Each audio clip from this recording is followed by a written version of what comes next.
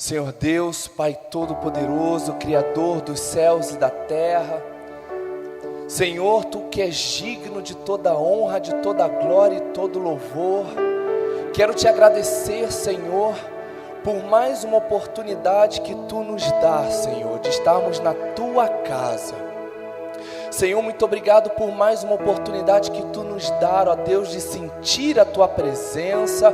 Muito obrigado por mais uma oportunidade a qual Tu reservastes, ó Deus, para falar com cada um de nós. Deus, que a partir deste momento, Deus, o Joy desapareça. Que o Teu Espírito, em nome de Jesus, ó Deus, tome o lugar que é Teu, lugar de Senhor. Que Tu, ó Deus, em nome de Jesus, tenha total liberdade, Pai, para falar aquilo que Tu queres, da maneira que Tu queres. Se porventura, ó Deus, vier alguma sílaba, algum ponto, alguma vírgula de mim, que em nome de Jesus, ó Deus, Tu possas repreender. Que toda palavra, Senhor, proferida deste altar, a partir de agora, venha diretamente do trono da Tua glória. Que haja edificações de vida, que haja renovação, que Tu possas, ó Deus, falar com cada um dos meus irmãos da mesma forma que Tu falaste comigo, Deus. Senhor, muito obrigado por esta palavra, Senhor, que Tu possas, através desta palavra, entrar, ó Deus, no mais profundo dos corações, no mais profundo das mentes, tocando, Senhor, e modificando aquilo que somente a Tua palavra, Deus, tem poder para fazer. Deus, não sou merecedor, não somos merecedores, ó Deus, de estarmos diante do Teu Espírito, mas a Tua misericórdia está sobre nós e a Tua graça superabundou todos os nossos pecados. Eu Te agradeço, Pai, e Te peço, ser comigo, ser com o Teu povo, que nenhuma pessoa, Deus, saia daqui sem ouvir não a minha voz, mas a voz do Teu Espírito, em nome de Jesus. As palmas louvam ao Senhor.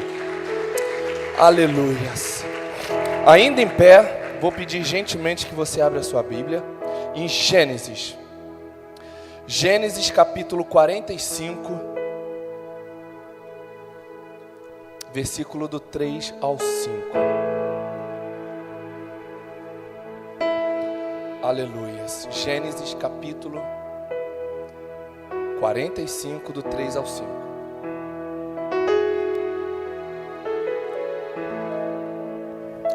Diz assim a palavra do Senhor: E disse José a seus irmãos: Eu sou José. Vive ainda meu pai? E seus irmãos não lhe puderam responder, porque estavam pasmados diante de sua face. E disse José a seus irmãos: Peço-vos, chegai-vos a mim. E chegaram-se. Então disse ele: Eu sou José, vosso irmão, a quem vendestes para o Egito.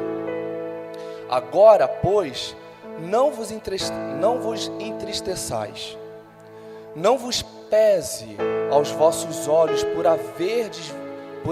por me haverdes vendido para cá, porque para a conservação da vida Deus me enviou diante de vós. Aleluias. Podem você sentar. Hoje eu gostaria de falar sobre José do Egito. Esse homem que foi uma referência, e é na verdade ainda uma referência de superação. José foi capaz de superar as diversas fases da sua vida, para que Deus então pudesse cumprir com seu plano. Mas muito mais do que uma história de superação, ele retrata para nós uma história de atitude, cujo homem teve atitudes que preservaram os princípios de Deus. Homem esse que poderia justamente ter se entregue à apostasia, ter abandonado suas raízes, devido a tantos e tantos e tantos e tantos problemas os quais ele passou, mas ainda assim, por opção, ele preferiu se manter íntegro. José Ele era o 11º filho de Jacó. Jacó foi onde Deus pôde, pela misericórdia, concretizar a sua promessa, a qual ele havia feito para Abraão. Deus fez a promessa para Abraão, confirmou em Isaque e concretizou na vida de Jacó através de José. Jacó era apaixonado por uma linda mulher chamada Raquel. Jacó, infelizmente, foi enrolado pelo seu sogro, tendo sido obrigado a trabalhar 7 anos por uma mulher a qual ele não havia escolhido. E depois, quando soube da realidade, teve de trabalhar mais 7 anos, ou seja, foram 14 anos, lutando, trabalhando, embaixo de chuva, embaixo de sol, passando por todos os problemas que todo trabalhador passa, para, após os 14 anos, finalmente ter a possibilidade de ter a tão amada e desejada mulher nos braços. E quando isso acontece, infelizmente, por ironia do destino e por planos de Deus, Raquel é estéril. Raquel não pode ter filhos. Daí então gera um desespero na vida de Jacó. Ele praticamente quase que se entrega às frustrações. Raquel se entrega completamente às frustrações a ponto de dar as suas servas para que Jacó então tivesse os seus filhos, achando que a promessa poderia se cumprir através dessa forma, mas não. A promessa iria se cumprir através de Jacó e Raquel. Qualquer outra que se colocasse entre os dois não seria o cumprimento da promessa. Às vezes a gente quer adiantar o processo, às vezes a gente quer dar o nosso jeitinho, mas não é assim. Deus fala, não, vai ser da minha forma. Mas Raquel é estéril, não estou perguntando se Raquel é estéril, vai ser da minha forma. Se eu disse que será com Jacó e Raquel, vai ser com Jacó e Raquel. E assim foi. Depois de algum tempo, depois de 10 filhos, com diversas criadas e outras esposas, Jacó finalmente tem a boa notícia de que Raquel está grávida. Deus visitou o ventre de Raquel. E através desse milagre, surgiu José. José era um homem simples. José não era profeta. José até então nunca presenciou visualmente, fisicamente, nenhum milagre. José não andou com Jesus. Mas José sempre procurou se manter e se ater aos princípios de Deus. Ele lutou para que ele jamais pudesse ter os princípios corrompidos. A palavra do Senhor diz em Gênesis 37, 2: Estas são as gerações de Jacó, sendo José de 17 anos, apacentava as ovelhas com seus filhos, sendo ainda jovem, andava com os filhos de Bila e com os filhos de Zilpa, mulheres de seu pai, e José trazia mais notícias deles para seu pai. Ou seja, José, com 17 anos, já tinha toda a responsabilidade de cuidar dos negócios de seu pai, apacentando as ovelhas, cuidando das ovelhas, dando alimento, limpando, direcionando para o pasto certo. E ele não fazia simplesmente porque ele era obrigado, ele fazia por prazer. Ele fazia aquilo por amor ao pai. Ele fazia aquilo porque ele sabia que a vida dele também dependia daquilo ali. Mas como nós acabamos de averiguar, José trazia a má notícia ao pai. A palavra não revela exatamente que más notícias seriam essas. Se os irmãos de José tacavam pedras nas ovelhas vizinhas, se os irmãos de José, de repente, quebravam as janelas dos vizinhos, a palavra não explica, a palavra simplesmente diz que José trazia a má notícia dos seus irmãos para o seu pai. E aí a gente já começa a desvendar um pouco o mistério. Por quê? Porque José, ele não foi selado, ele não foi consagrado, ele não foi separado, ele não foi escolhido pelo que ele fazia, porque o que ele fazia, os irmãos também faziam. Ele acordava cedo para poder trabalhar na seara do pai, os irmãos também acordavam. Ele acordava cedo para poder apacentar as ovelhas, levar as ovelhas para um outro pasto, os irmãos também faziam. Nos horários que José ia, os irmãos iam. No horário que os irmãos voltavam, José voltava. Então qual a diferença? Até aí nenhuma. Não tinha como José ser escolhido por mérito, porque todos ali faziam as mesmas coisas. Porém a palavra do Senhor diz que José trazia mais notícias, ou seja, os irmãos faziam algo além, que contradiziam os princípios de Deus e da honra do pai. Então José vinha e revelava. José fazia fofoca. José era o X9 da família. José era aquele que queria causar contenda.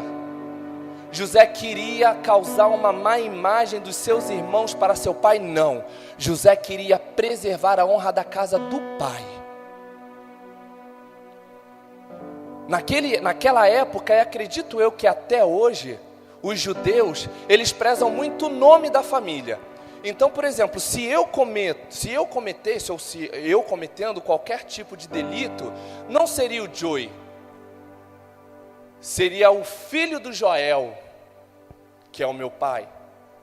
Se algo de bom acontecesse na minha vida, não seria o Joey, seria o filho do Joel. O filho do Joel foi aprovado na faculdade. O filho do Joel, foi atropelado. O filho do Joel casou. O filho do Joel, infelizmente, perdeu o emprego. O filho do Joel hoje é diácono da casa do Senhor. Então, toda a trajetória de vidas das pessoas eram relatadas com o nome dos pais. Então existia um nome a ser zelado, existia uma honra a ser preservada. Então José, na verdade, trazia a má notícia para o pai, referente aos seus irmãos, para que todas aquelas situações contrárias, descondizentes aos princípios de Deus, fossem reparadas. Não era para envergonhar os irmãos, ou para eles simplesmente se sentir superior, se sentir o mais santo. Não, muito pelo contrário. José estava preocupado com a imagem do pai. E hoje não é muito diferente. Nós precisamos cuidar da imagem do nosso pai. O que os nossos irmãos estão fazendo? Eles fazem exatamente o que fazemos. Glória a Deus, nós fazemos as mesmas coisas que eles fazem, mas o que nós estamos deixando de fazer pela honra do pai? Aí você vira e diz: olha, Joey, eu sei que alguns irmãos fazem coisas erradas, mas eu entrego nas mãos de Deus e vou orando. Quando você toma uma atitude como essa, meu irmão, infelizmente você se torna cúmplice. Ainda que você diretamente não erre, mas uma vez que você saiba do erro, você acaba se tornando cúmplice daquele erro, porque você permite que o erro persista, comprometendo a atmosfera da casa do pai. Aí o louvor não flui, a palavra não flui, porque existem pessoas fazendo coisas ruins do seu lado, na sua casa, no seu ministério, e por amor àquela pessoa, o que é super normal, você acaba não entregando. E quando eu digo entregar, eu não estou dizendo fazer fofoca para o pastor, fazer fofoca para o líder, não. A denúncia hoje, na nossa realidade, é chegar para o irmão e falar: irmão, senta aqui, vamos conversar. O irmão está errando nisso, nisso e naquilo. Não para julgar, nós não somos julgadores, mas para mostrar o caminho reto que existe e que, por alguma eventualidade, o irmão, sem querer, acabou tomando outro rumo. Essa denúncia a qual eu estou falando, trazer a notícia mal, não é simplesmente entrar no gabinete e falar: pastor, olha, a minha líder está assim, o meu liderado está assim, o meu irmão de ministério está assim, meu marido está assim, minha esposa está assim. Não, é simplesmente denunciar, revelar para a pessoa o erro que ela tem cometido. e consecutivamente envergonhando o nome do Senhor. Quando nós aceitamos Jesus, quando nós levantamos a nossa mão, quando nós descemos a águas e que subimos, somos uma nova vida. A partir daquele momento é Deus que vive em nossas vidas. A partir daquele momento você deixa de ser você para viver a Cristo. Aí você vira e diz para mim: Joey, eu estou pouco me lixando com o que as pessoas pensam de mim. Se as pessoas falam bem, se as pessoas falam mal, eu estou pouco me lixando. Errado. Porque hoje existe uma imagem de Deus que tem que prevalecer, uma imagem de honra que tem que prevalecer sobre as nossas vidas. Vidas retas. Como que posso eu adorar a Deus aqui dentro e lá fora começar a tomar atitudes que desaprovam a honra de Deus? Eu não posso. Eu tenho que preservar a honra, o nome da casa do Pai. Esteja eu onde eu estiver, com quem eu estiver. E infelizmente muitas pessoas hoje se limitam. E aí o erro vai acontecendo. E vai tomando uma proporção que daqui a pouco não tem mais como você evitar. Aí fica muito mais fácil depois falar mal. Ou seja, o irmão está pecando isso, está pecando aquilo, o irmão está errando isso, o irmão está errando aquilo, o pastor está fazendo isso, o diácono está fazendo aquilo, aquele ministro está fazendo isso, mas e você? O que você fez para evitar isso? Você tomou uma posição de filho que honra a casa do Pai? Você tomou uma posição de homem e de mulher de Deus para apacentar a vida daquele irmão? Não fique esperando pelo pastor, não. Nós somos pastores dos nossos companheiros, nós somos pastores dos nossos amigos, nós somos pastores dos nossos irmãos de ministérios. Se eu vejo que um irmão está pisando na bola, vamos conversar, vamos orientar, vamos trazê-lo na palavra. Se eu ou se você, se nós não conseguirmos fazermos isso por conta própria, aí sim, vamos para instâncias mais elevadas. Vamos conversar com o pastor, meu irmão. Vamos relatar a ele os problemas. Ele vai trazer uma palavra. Nós vamos conseguir reverter esse quadro. Aleluias.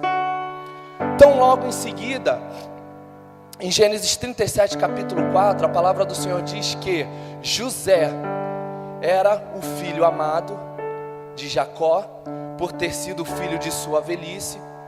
E por isso mesmo Jacó então fez uma túnica para José. Essa passagem, esse versículo, ele é muito clichê, né? Porque remete muito a questões de destaque. José se destacou em meio a todos aqueles outros irmãos, em meio aos outros 10 irmãos, por ter sido, na verdade, o filho tão prometido que Deus havia dito que daria, através de Raquel. Então era normal que ele, como homem, fizesse essa diferenciação. Só que ao contrário do homem, Deus vê de uma outra forma. Ou seja, Jacó presenteou José com a túnica por ser um filho tão especial. Já Deus não. Deus selou José por simplesmente ele deixar de fazer as coisas mais que os irmãos faziam. Amém? Os irmãos estão me acompanhando? Os irmãos, por sua vez, o invejaram. A palavra do Senhor diz que literalmente eles odiaram. Gênesis 37:4. Quando os seus irmãos viram que o pai gostava mais dele do que de qualquer outro, odiaram-no e não conseguiam falar com ele amigavelmente. Infelizmente, essa questão existe dentro de nossas igrejas. E para que nós possamos viver o renovo que a gente tanto quer, que a gente tanto pede, a palavra de renovo que foi liberada sobre nossas vidas, nós precisamos comemorar com a vitória dos nossos irmãos. Os outros irmãos simplesmente odiaram José por ele ter recebido uma túnica. E eu me recordo fielmente que quando eu era do vocal, quando eu entrei para o vocal, me odiaram. Aí o tempo foi passando, eu fui me desenvolvendo pela misericórdia do Senhor. Daí então eu tive a possibilidade de ministrar às quartas-feiras. Fui odiado. Daí então Deus continuou abençoando pela misericórdia de Deus. Eu fui me desenvolvendo um pouco mais.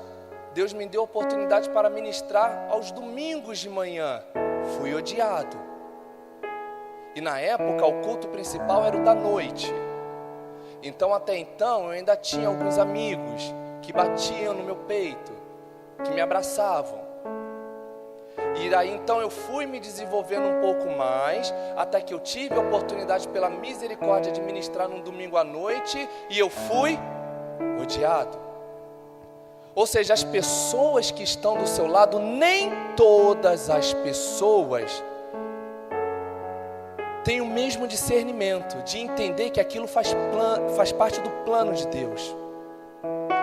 As pessoas olham ali para você e te julgam, achando que você não é merecedor, e realmente nós não somos merecedores. Estamos aqui pela graça, pela misericórdia de Deus. Só que ao invés delas te apoiarem, ao invés delas celebrarem com você, não, preferem te julgar. Os irmãos, eles não compartilharam da mesma alegria por inveja.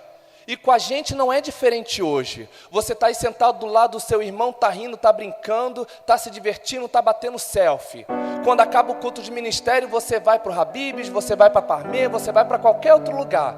Num domingo de manhã você vem para a igreja, daqui você vai para a praia com seu irmão e é tudo uma maravilha. Quando você recebe uma túnica, você é odiado. As amizades começam a se afastar. Começa a mudar. Começam a achar que você é o preferido. Começam a achar que você está tendo méritos, quando na verdade é plano de Deus para a vida daquela pessoa. E se essas pessoas que te invejam estivessem ligadas, conectadas, alicerçadas na palavra, elas teriam a plena concepção de que faz parte do plano de Deus, e ao invés delas simplesmente estarem de fora julgando, elas estariam dentro, fazendo parte do mesmo propósito. Louvado seja o nome do Senhor. Aleluia. Você pode dar um glória a Deus? Louvado seja o nome do Senhor, não apenas por eu pedir, mas porque Ele realmente merece toda a honra, toda a glória e todo o louvor. Aleluia, glória a Deus. Depois disso, José então passa por diversas outras situações. Os irmãos, invejando José, armam uma armadilha para ele, fazendo com que ele seja capturado e lançado numa cova. Depois disso, eles o vendem por 20 moedas de prata. Você sabe qual o valor da sua vida? Você já parou para contabilizar o valor da sua vida? Não existe preço. E ainda que houvesse, o preço já foi pago por Jesus. Só que o diabo, só que o inferno, só que a vida, as circunstâncias do mundo de uma forma geral, fazem você perder o seu valor no mercado. José foi vendido por 20 moedas. 20 moedas, eu não sei quanto essas 20 moedas poderiam servir na época, mas ao meu ver é como se hoje de repente fosse por 20 reais. Aonde que uma vida pudesse ser vendida por 20 reais? Uma vida tão preciosa. Mas isso foi feito porque no mundo espiritual já se sabia os planos dos projetos que Deus tinha para José. José então foi lançado numa cova, foi vendido como escravo. E uma vez que ele tenha sido vendido, ele foi comprado por um senhor. Senhor esse que era capitão no reino de Faraó, o senhor chamado Potifar, que com o tempo após tê-lo comprado, percebeu que Deus estava com José. Faraó não partilhava da mesma fé, Faraó não adorava o mesmo Deus, porém identificou que Deus era com José através de suas atitudes, porque tudo aquilo que José colocava a mão prosperava. Então Potifar inteligentemente coloca as suas finanças, os seus negócios para que José pudesse administrar. Potifar, na verdade, colocou toda a sua casa, exceto sua esposa, nas mãos de José. E infelizmente esse quadro, o quadro que a gente começa a entrar na palavra agora, passando por ele, é um quadro muito cruel, porque isso expressa uma exploração espiritual. Como assim uma exploração espiritual? Uma vez que Potifar não compartilhava da mesma fé, uma vez que ele não adorava o mesmo Deus, porém via que José era abençoado e que prosperava, ele colocou toda a sua vida praticamente nas mãos de José para que os seus negócios fossem prósperos. O que prosperava não eram os negócios de José, eram os negócios de Potifar nas mãos de José. Os bens multiplicados não eram de José, porque José não tinha nada. Os bens multiplicados eram de Potifar, mas através de José. Então havia uma exploração. E infelizmente hoje a gente vê muito isso na igreja de uma maneira geral. Nós não vemos mais grandes líderes religiosos, nós vemos grandes administradores do reino, onde simplesmente demandam uma tarefa para você. Vocês, grupinho A, subam ao monte para orar, para buscar pela campanha tal. A gente vai, a gente busca, mas cadê o administrador? O administrador não vai. O administrador simplesmente recolhe e detém dos benefícios. Vamos orar pelo culto tal, e eu estou falando no evangelho de uma maneira geral. Você não vê os grandes pastores subindo o monte, você não vê os grandes pastores indo em vigílias, você não vê os grandes pastores participando dos cultos, você não vê os grandes pastores se alimentando do culto de uma maneira geral. Simplesmente eles sobem quando está no momento da palavra. E cadê o louvor que lava a nossa alma? Eles não são santos o suficiente. Eles precisam de Deus tanto quanto nós. Eles são humanos tanto quanto nós. Infelizmente, é algo que acontece no Evangelho, no dia de hoje. Uma vez que José estava na casa de Potifar, sem querer, querendo, ele chamou a atenção da esposa de Potifar para a forma física de José. Ou seja, ela praticamente se sentiu atraída. Mas se sentiu atraída pela parte física. Ela não queria ter filhos com José. Ela não queria ter uma família com José. Ela queria simplesmente usá-lo, corrompê-lo e tirá-lo do foco, do propósito de Deus. E é isso que acontece nas nossas vidas. Quando nós estamos muito bem, quando para a glória e pela misericórdia de Deus tudo está fluindo, o ministério está fluindo, está tudo correndo bem no trabalho, está tudo correndo bem na vida sentimental, está tudo correndo bem na vida espiritual, daí então vem uma mulher de Potifar para tentar tirar você do propósito de Deus. E essa mulher de Potifar que eu falo não é simplesmente na parte sensual, é em diversas áreas, é na bebida, são nas drogas. A pessoa se corrompe por valores, se vendendo, se prostituindo.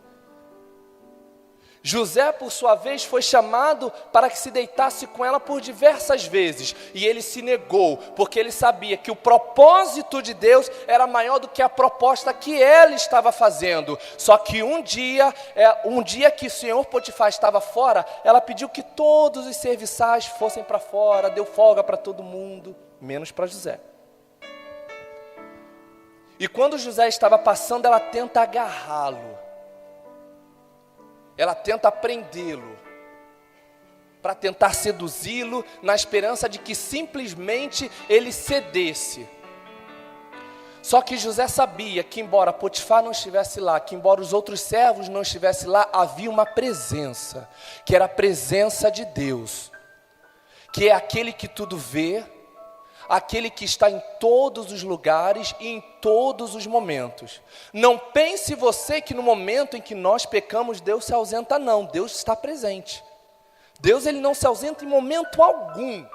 Se você está fazendo algo certo, ele está presente. Se você está fazendo algo errado, ele está presente. Ele está vendo tudo. José sabia que embora o seu dono, que embora o seu senhor não estivesse em casa, que embora nenhum outro servo estivesse ali, mas a presença de Deus estava. Daí então ele fala: poderia eu fazer tão mal e pecar contra Deus? Ele poderia muito bem dizer: poderia eu pecar contra o meu senhor Potifar? Não, ele se preocupa com Deus. Ele se preocupa em honrar os princípios de Deus. Ele se preocupa em manter o propósito de Deus. Só que infelizmente, eu sempre trago um infelizmente. Infelizmente eu sempre trago um infelizmente. A nossa realidade é completamente diferente. A realidade do Evangelho hoje é completamente diferente. O que nós vemos são pessoas, infelizmente, se desfazendo dos seus propósitos, dos propósitos que Deus tem com eles por conta de propostas. Por conta de propostas de emprego, por conta de propostas de relacionamento, por conta de propostas, inclusive, até de ministérios. As pessoas, elas se prendem muito a cargos. Tanto é que José, quando ele estava fugindo da esposa de Potifar, ele deixa a sua roupa, deixa a sua túnica. Ou seja, ele tem já a certeza de que ele já havia perdido uma túnica, e para ir para outra túnica ele poderia perder a hora que ele quisesse, porque ele sabia que a perda da túnica não alteraria o que ele era em Deus. Muitas pessoas colocam o que eles são na túnica. Muitas pessoas são o que são por conta de cargo, mas se tirar o cargo, a mente da pessoa muda. Porque ela está presa à túnica, ela está presa ao cargo. Ela está presa ao que foi dado para ela. Ela é porque tem, ela não tem porque ela é. A palavra do Senhor diz sobre Jó, que Jó tinha pelo que ele era. Ele não era pelo que ele tinha. Os princípios de Deus. Eu sempre bato nessa tecla. Eu não sou santo, eu sou um irmão simples como qualquer um outro. Não é porque eu estou aqui hoje que eu seja diferente de cada um de vocês. Não, eu tenho as minhas limitações. Existem áreas que eu preciso me libertar. Existem situações que eu preciso e peço muito a Deus para me dar um controle, para que eu não possa errar diariamente. O que faz a diferença é não fazermos o que os nossos irmãos fazem de mal. O Evangelho, se fosse uma moeda, de um lado teria obediência e do outro renúncia. Se você não tiver esses dois principais conceitos na sua vida, não vai dar certo. Você tem que obedecer e você tem que renunciar. E José, ele renunciava às atitudes que os irmãos tinham. E justamente por esse fato, ele se destacou. Bom, dando sequência na palavra. José, então, não se rendeu às propostas da mulher de Potifar. A mulher de Potifar ficou irada, ficou estressada na peruca dela. Foi lá, chamou os seguranças, alegando que ele havia tentado agarrá-la. Depois o senhor Potifar chegou, ela repetiu a mesma história e com isto José foi preso. Sendo preso, como tudo aquilo que ele fazia, tudo aquilo que ele colocava a mão prosperava, ele acabou também se destacando no meio da prisão. Conhecendo, inclusive, um copeiro que por algum motivo, que está na palavra, ele foi preso. E calhou de ficar na mesma prisão que José. E com o passar do dia, o copeiro soube das diversas qualidades que José tinha, e dentre elas, de discernir sonhos. O copeiro então teve um sonho, passou para José, José pela misericórdia discerniu, e esse sonho se cumpriu, ou seja, o copeiro foi liberto e voltou a exercer as mesmas funções na casa de Faraó. Daí então, o Senhor deu 2 sonhos para Faraó. Sonhos esses que a maioria de nós já conhecemos. Só que nenhum daqueles que eram entendidos e providos de inteligência e de sabedoria foram capazes de discernir os sonhos de Faraó. E novamente eu repito, aqueles que estão fora da presença, aqueles que não compartilham da mesma fé, jamais vão conseguir discernir aquilo que Deus dá. Não adianta. Não adianta, se você não estiver convicto, se você não estiver separado, consagrado, Deus vai dar revelação e infelizmente você não vai conseguir discernir. E José conseguiu, ou seja, o copeiro lembrou de José lá na prisão, falou de José para o seu senhor o chamou em sua presença. E essa é a melhor parte, eu gosto muito dessa parte, porque o faraó então, diante dele fala, eu soube das suas qualidades e soube que você interpreta sonhos. Daí então José vira e diz, isso não parte de mim, mas Deus lhe dará uma resposta de paz. Aqui José estava dizendo, eu não sou nada se não for por Deus. Tudo do que eu faço, ou tudo do que eu deixo de fazer, é dele, por ele e para ele. Que eu diminua e que ele apareça. Que ele apareça e que eu diminua. Daí então Faraó compartilha com ele os sonhos e pela misericórdia ele discerne. E após discernir essa palavra, o Faraó simplesmente ressalta no meio dos seus. Acharíamos um homem como este, em quem haja o Espírito de Deus? Ou seja, Faraó praticamente assume que ele não é nada senão por Deus, ele José. E ele fala, acharíamos nós um homem em que haja o Espírito de Deus, ou seja, ele complementa a questão do Espírito de Deus, porque homem a gente encontra em qualquer esquina, mas com o Espírito de Deus, naquela época não. Daí então, seguindo com a mensagem, todas aquelas informações que José conseguiu discernir aconteceram. Houve então o período de bonança, houve o período de escassez, até que todas as terras começaram a passar pela fome e seus irmãos vieram buscar alimento, comprar alimento. Daí então eles se deparam com José os reconhece, mas de priori não se revela para eles. Ele tenta extrair o máximo possível das informações referentes à família. Se o pai está bem, se a mãe está bem, se houveram outros irmãos, se estão vivos, se estão mortos. Devido a isso, José cria uma estratégia de trazer o irmão mais novo, Benjamim. E assim foi feito. E quando estão os 11 irmãos, José então se revela, dizendo que ele é José. Aí nessa revelação, o que muito mexeu comigo, e eu finalizo inclusive a palavra aqui, é quando José diz assim, agora pois, não vos entristeçais, nem vos pese os vossos olhos, por me haverdes vendido para cá, porque para a conservação da vida, Deus me enviou diante de vós.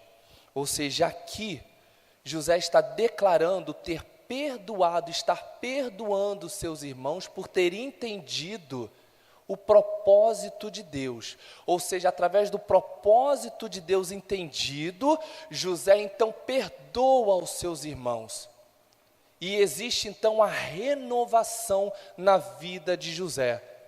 Eu até então não havia mencionado nada de renovação. Por quê? Porque o fato de José ter passado pela cova, de José ter sido vendido, de José ter ido para a prisão e ter ido parar numa cadeira de governador, isso não é renovação, porque José até então não havia sido governador. Então ele estar sentado numa cadeira de governador, na verdade é inédito para ele. Então não foi um renovo, não foi uma renovação. O fato dele simplesmente estar preso também não foi uma renovação, foi algo inédito na vida dele. Ou seja, ele havia perdido o âmbito familiar, ele havia perdido a crença familiar. E ele se manteve fiel, não ao homem, não ao local, mas a Deus, porque mesmo no meio do Egito, mesmo no meio de uma nação os deuses eram outros, as doutrinas eram outras, ele não se corrompeu, e Deus foi fiel em renovar e restituir o âmbito familiar, e não apenas isso, em salvar, porque a terra estava sendo depredada, E se porventura José não houvesse sido separado, se José não houvesse sido jogado na cova, se José não houvesse sido vendido como escravo, se José não tivesse sido guardado na prisão para até então, no momento certo, ser trago à presença de Faraó, nada disso estaria acontecendo. José estaria vivendo a vidinha dele no campo, teria sido atingido pela fome e talvez até morrido. Ou seja, todas as coisas que acontecem na nossa vida cooperam para o nosso bem. A gente não entende quando a gente passa. A gente mal consegue entender depois que finaliza, porque a gente ainda leva uns dias, uns meses para poder entender. A gente vai juntando uma coisa com a outra, a gente vai lembrando, nossa, mas aquela irmã falou aquilo, nossa, mas aconteceu isso. Aí você vai juntando, quebra-cabeça.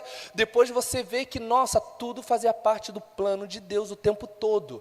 O tempo todo. Deus queria salvar uma nação, precisou tirar José dali, e como não tinha como, por formas amigáveis, José sair, José foi completamente escorraçado, foi posto diante de uma outra nação, se tornando governador em uma nação que era completamente até então contrária das suas raízes, para que ali Deus pudesse salvar os seus, renovando seu âmbito familiar, trazendo então o perdão sobre a vida de José. E hoje a palavra que eu quero trazer para todos, concretizando, é exatamente sobre o perdão. Se você quer viver renovo, se você quer viver uma restauração, você tem que aprender a perdoar. Perdoar não é fácil. Eu assisto muitas pregações e através dessas pregações Deus acaba me inspirando. E uma dessas inspirações, pela misericórdia de Deus, foi que uma das maiores graças que Deus pode nos contemplar é quando nós temos a possibilidade de perdoar alguém quando sequer tenha se pedido perdão. Ou seja, alguém, um irmão, seu pai, seja lá quem for, fez algo grotesco com você, te feriu a alma, te magoou, te chateou, te matou. Mas no dia seguinte, através da misericórdia de Deus, você consegue nutrir o perdão por aquele irmão, sem que ele sequer tenha chegado para conversar com você e te pedido perdão. Essa é uma dádiva que Deus está disposto a distribuir para todos nós nessa noite, em nome de Jesus, para a glória de Deus. Amém. Eu finalizo aqui a palavra. Glória a Deus.